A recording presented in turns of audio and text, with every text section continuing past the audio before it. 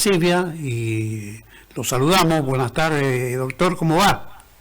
Buenas tardes, Carlos, un placer estar con vos. Igualmente, creo que analizaba con preocupación esta cuestión de los dólares del colchón como una cuestión imperativa que en el fondo y en la superficie revela la necesidad de sacar dinero que es negro, se hace un blanqueo artificial y además, lo que es peor, se demuestra que las cosas no están funcionando. Esto lo digo yo muy pensando en que vos nos vas a poder ayudar otro poquito más. Bueno, aparentemente no sería un nuevo blanqueo, pero rima mucho, porque el gobierno nacional dice que hasta determinado monto va a mirar para el costado, pero las normas que previenen el lavado de dinero sucio no se derogan, no dejan de estar en vigencia. No se sabe tampoco si es pretensión del gobierno nacional mandar un paquete de normas para que el Congreso de la Nación modifique o derogue todo el entramado normativo para prevenir los delitos asociados con el lavado de dinero, que hay que recordar que esto se origina o bien toma un cariz muy importante a nivel internacional después del atentado de las Torres Gemelas, donde Estados Unidos advirtió que los controles eran tan flexibles que les permitió a Al Qaeda financiar ese atentado monstruoso que ocurrió el 11 de septiembre del 2001. Entonces, a partir de ahí, la comunidad internacional, y cuando me refiero a la comunidad internacional, los países serios, se han dado una regulación y una reglamentación internacional para prevenir y combatir el lavado de dinero, cualquiera sea su origen espurio, y para sus finalidades. Entonces, es muy delicada la situación porque el gobierno dice esto: saquen los dólares del colchón, gástelo hasta determinado monto, no voy a derogar las normas que castigan y previenen el delito del lavado, pero voy a mirar para el costado. Y eso no es una garantía para nadie que tenga ahorros de origen lícito, pero que no los ha blanqueado, porque todos sabemos cuál ha sido la situación económica de este país en los últimos por lo menos 20 años. Es una espada de Damocles de que el día de mañana este gobierno, que cae muchas veces en contradicciones, o un gobierno nuevo decida pedir explicaciones sobre esta manifestación de dólares que después no se puedan justificar conforme a las normas que exigen actualmente el lavado de los activos en negro. Entonces es todo muy jabonoso, muy resbaladizo, muy precario lo que está pidiendo el presidente de la Nación, muy irresponsable, porque él como autoridad ética y moral del país lo que están pidiendo es que la gente exteriorice dinero, dólares o dinero o peso, para mover una economía que no está moviéndose producto de que el plan es fundamentalmente retrasar lo más posible el dólar para poder ganar las elecciones con un clima de inflación a la baja. Ahora, esto también nos expone en el mundo serio, porque esta medida contradicen acuerdos internacionales que el país ha firmado y que tiene que cumplir. Hay que recordar al presidente que todavía exige para nosotros el multilateralismo, por más que él se salga de la Organización Mundial de la Salud, del Acuerdo de París en materia de medio ambiente. Bueno, y si se sale de estos acuerdos del Gafi, que es la institución internacional que regula estas cuestiones, nos van a tratar de la manera que nosotros nos vamos a comportar como un Estado paria, un Estado que alienta el ingreso de recursos en negro que pueden provenir del narcotráfico, del terrorismo, de la venta ilegal de armas, de la trata y de cualquier tipo de negocio ilegal que exista en el mundo. Y eso no es bueno para la economía argentina. A ver, dos o tres observaciones que me parecen oportunas decirlas ahora. Esto de revelar oficialmente que se puede hacer, se va a mirar para el costado, el presidente, ¿no será parecido al tema de criptomonedas y que hay denuncias concretas y hay una comisión investigadora para que la gente desconfíe de esa determinación? Esto por un lado. Y por el otro, es decir, salirse de la lógica que tiene que ver con cuando se hace un blanqueo. Si vos querés recuperar dólares, tenés que hacerlo oficialmente de la manera más legal, la que corresponde, y no pretender que así, de buenas a primeras, decir, che, métanle, cómprense en auto, es decir, y cuando, o quiere sorprenderlo a algún contribuyente que saque un dinero y que le mande la cana, es decir, lo veo hasta pésimo eso, ¿no? Sí, es una muy mala señal que el presidente promueva eso, promueva la ilegalidad. Ahora, está claro que el primer blanqueo, el que todo presidente de la nación dicta cuando llega al poder, se agotó en el caso de Milei, y ese blanqueo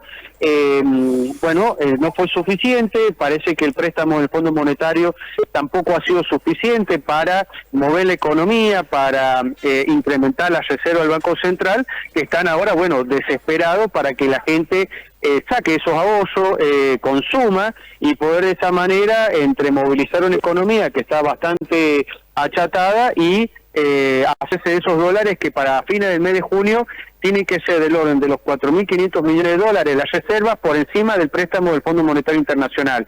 Y el país, el Estado, el Banco Central, a la fecha no ha comprado un solo dólar, y lo que está haciendo ahora es endeudarse. Hay un préstamo de 1.000 millones de dólares para ampliar la reserva del Banco Central, faltan 3.500, y seguramente el gobierno aspirará a que ese dinero salga de esos ahorros de los argentinos.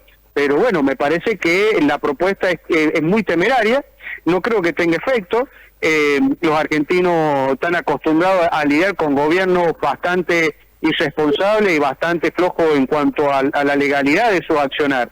Así que me parece que el gobierno está totalmente decidido llegar a octubre a las elecciones con la menor inflación posible, a partir de una política que no es solamente superávit fiscal, sino también un dólar barato.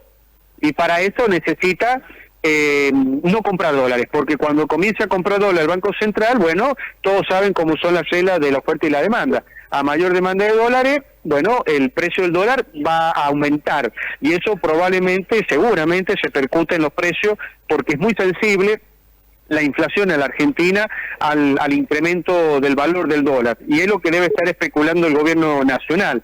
A eso, si vos le sumás el plan de inteligencia nacional que ha trascendido a través de la nota de Alconada Muna en La Nación, lejos estamos de un gobierno liberal, porque tiene las principales variables económicas controladas, reguladas, y a su vez, en términos políticos, las libertades y los derechos de las personas que opinen en contra del gobierno, del proceso económico, van a ser susceptibles de espionaje y eventualmente del castigo oficial o informal del gobierno nacional, es decir, a través de la justicia o a través de los trolls de las redes sociales. El panorama es realmente complicado. Claro, y una amenaza muy latente, que leía atentamente lo de Alconada Mon.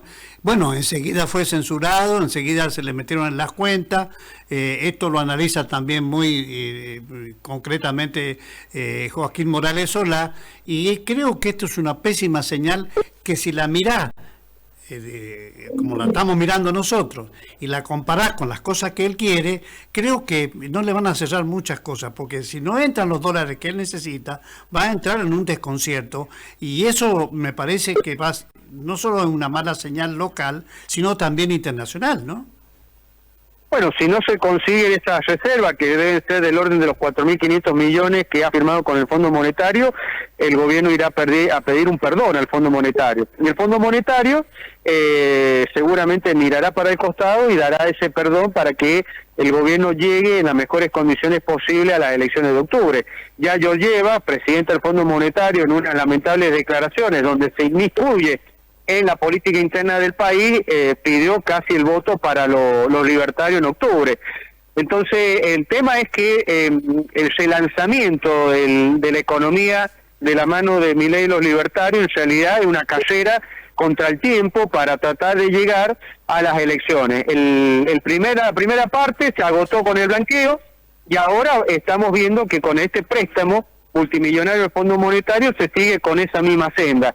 No resolver los problemas estructurales del país y tratar de llegar a las elecciones con la inflación más baja posible. A todo esto con declaraciones que son sumamente preocupantes o delicadas, dichas por gente que está está a favor de este gobierno, que los viene acompañando, que es el caso de Arriazu, un economista argentino muy respetado, que dice que, bueno, estos ajustes macroeconómicos producen caos en otras áreas.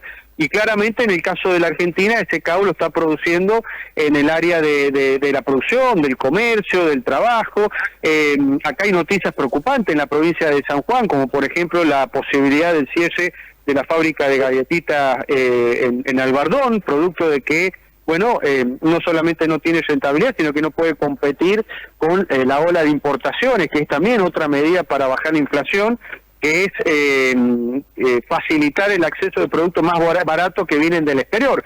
Y esto ocurre porque, bueno, el sector industrial argentino y productivo está todavía sometido a una presión tributaria que lo deja fuera de competencia frente a los productos del extranjero, fundamentalmente si hablamos de productos de China. Entonces, el tema es cómo vamos a llegar en octubre, con una inflación controlada a partir de un dólar barato, que es absolutamente ficticio, o realmente el país y el gobierno entiende que es sobre todas las cosas un gobierno de transición que tiene, que si va a pagar un costo que no sea en vano. Es decir, que no solamente resuelva la macro, baje la inflación, sino que también comience a establecer las pautas para el crecimiento económico, tener un modelo productivo, que no puede ser el de abrir casas importadoras, sino poner otra vez en funcionamiento y en movimiento el aparato productivo argentino para que se vuelvan a generar empleo. Mira, vos sabés, yo soy abogado, camino mucho en la zona céntrica y la verdad, hacía muchísimo que no veía tanta gente en la calle, en la venta ambulante, o gente cartoneando, o gente vendiendo lo que se te ocurra que se pueda vender en la calle, o pidiendo limosna. Y esto, bueno, no puede ser contenido por el Estado provincial, los municipales están detonados, cada vez tienen más carga y menos recursos, porque cae el consumo, hay reglas de juego en la coparticipación que se están modificando y están afectando a las provincias y los municipios, como el pago en cuota del impuesto a la ganancia, la eliminación sin ningún tipo de equiparación con respecto al impuesto país, que eso ha hecho que San Juan esté orillando hoy por hoy el déficit fiscal. Entonces, bueno, todas estas cuestiones, el gobierno nacional avanza sin acuerdo y sin diálogo con las provincias, y esto está generando un perjuicio muy importante y que lo estamos viendo en muchas áreas del gobierno provincial y municipal. Claro, el poder adquisitivo de la gente ha bajado un 32%, o sea, realmente la preocupación de la gente que no le alcanza a fin de mes nada, y por supuesto la preocupación también está en los sueldos de jubilaciones por debajo de la inflación.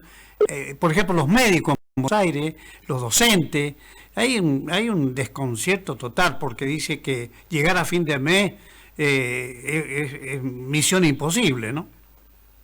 Sí, yo he visto un estudio de gente que estudia la cuestión social, y los más perjudicados porque se han reducido sensiblemente las partidas del Estado Nacional es la franja etaria que va de los 18 a los 35 años, que por paradoja, fundamentalmente en los jóvenes, los hombres, son los más afines a votar a Milei. Yo creo que el gobierno nacional no puede perder perspectiva de que, más allá de toda esta crisis y lo que vos bien destacás de la pérdida de poder adquisitivo, la gente aún conserva mayoritariamente esperanza. Y no puede desaprovechar el gobierno ese sentimiento, esa idea de esperanza que tiene una mayoría de argentinos para que este gobierno le vaya bien. Eso no ocurriría en manos de otros personajes, como por ejemplo si el presidente fuera Massa. Creo que si Massa fuera presidente, la gente no tendría ninguna esperanza, sino tendría más resignación y más bronca. Entonces, esta oportunidad no puede ser desaprovechada por un gobierno. Claro, no puede ser desaprovechado el gobierno con debates absurdos, retrógrados, como la batalla cultural. Lo que están haciendo con Paca Paca es tan indigno como lo hacían los Kirchner, tratar de ideologizar la educación a los chicos, con una ideología afín a su pensamiento, lo cual es monstruoso. Y bueno, esto de la persecución sistemática a ciertos sectores, como el periodismo, cualquiera que se atreva a cuestionar o hacer una crítica al gobierno nacional. Entonces, bueno, si para ello la economía es lo más importante, bueno, que el esfuerzo de la sociedad no sea en vano. Es lo único que yo pido humildemente en mi posición de ciudadano argentino. Claro. Esta mañana, muy temprano, llegaron un trabajo de la empresa Análisis y Diagnóstico de Santiago Alé, que hizo un trabajo de encuesta en San Juan, en Mendoza, y también analizó el tema Milei. Y Milei goza de una diferencia importante en términos de apoyo de la gente, como bien lo marcás vos. Y acá en San Juan sucede casi lo mismo, con una salvedad en lo que son los datos que da Santiago, porque pone en buena posición la gestión de Orrego en un 47% y la de Peluc en un 20 o 22%. Pero pensando en octubre, hay que ver, y me gustaría conocer también tu punto de vista, cómo estás viendo esto, porque todavía faltan todo junio, todo julio, todo agosto, todo septiembre para llegar a octubre, que es el 26. ¿Podrá aguantar la gente la presión de todos los miércoles, por ejemplo, que uno ve en Buenos Aires, la manifestación de la gente, el caos que hay en Buenos Aires? ¿Esto lo soporta un gobierno nacional? Me parece que por ahí pueden pasar muchas cosas, ¿no? Mira, todos sabemos que hay que mantener una disciplina fiscal y que no hay que volver a incurrir en déficit, porque eso, más allá de las teorías monetaristas o fiscalistas, termina en inflación. Pero tendría que haber un diálogo político que hoy no existe, en vez de estar debatiendo hoy, ver cómo se quedan con la Corte Suprema de Justicia de la Nación, tanto los libertarios como los kirchneristas, cómo hacer para que se pueda recuperar en el menor tiempo posible los haberes jubilatorios de los pensionados. Y cómo hacer como esa franja de jóvenes que no tiene estudio, no tiene trabajo, entre los 18 y los 35 años, que es el que más está pegando el ajuste nacional, pueda reinsertarse en el mundo del trabajo.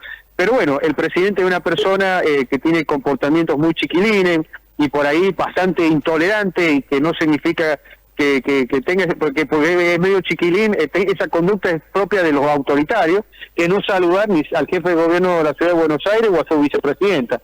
Entonces, bueno, esperemos que ahora que lo va a ir a ver al Papa,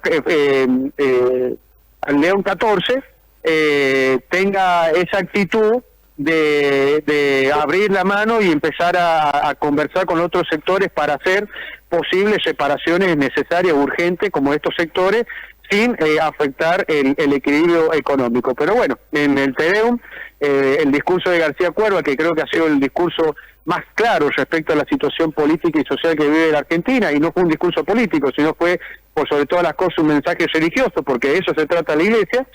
Bueno, al presidente le entró por un oído y le salió por el otro. Claro, una gran interpretación del dignatario, una clara interpretación, una fotografía de lo que ellos están viendo, están analizando, y que ven en los jubilados y mucha gente más que está hambrienta, la pobreza ha crecido, y más allá de la disciplina fiscal y que sea rajatabla, yo creo que me quedo con lo que vos decís de un diálogo político en serio, desprovisto del tema Congreso, sino que buscar que los principales actores de la vida nacional escuchen, sean escuchados por el presidente en un análisis descarnado de qué cosas se pueden hacer para encontrarle una sustanciosa respuesta, ¿no? para la gente que está esperando. 40 y pico de millones de argentinos están esperando que cambie esto, ¿no? Sí, pero lamentablemente creo, Carlos, que estamos pidiendo peras al olmo. Este gobierno nacional tiene una ideología y sigue un manual de estilo de la ultraderecha internacional, donde conversar con la oposición, piense parecido o muy distinto a vos, es un acto de corrupción o de traición.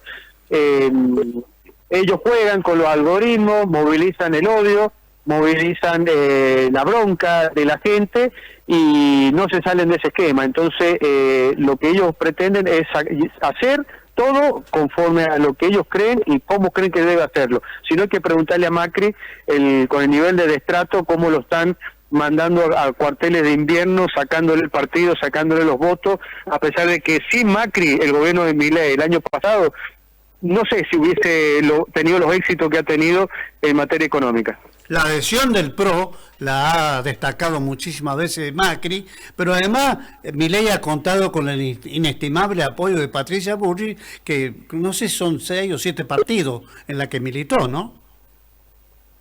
Sí, bueno, el bullying es una anécdota.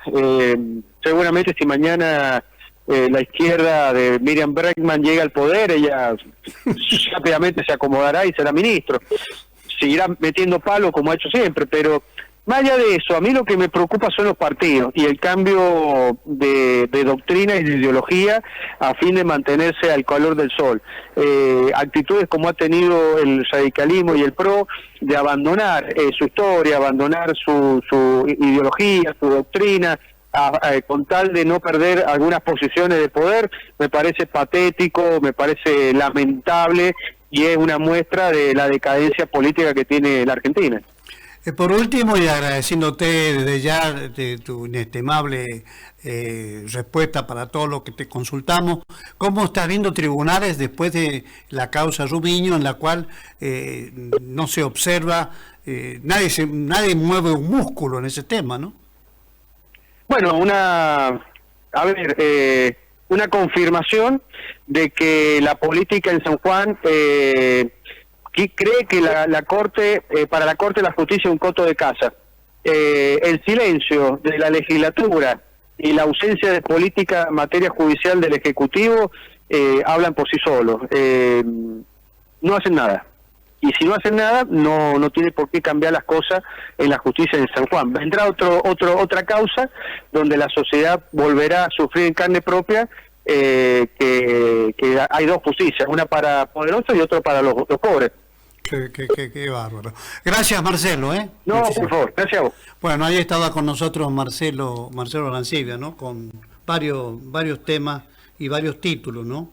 Pero básicamente me parece que el análisis que está haciendo en lo político, en lo económico, bueno, es acertado en términos de una crisis que no tiene fin,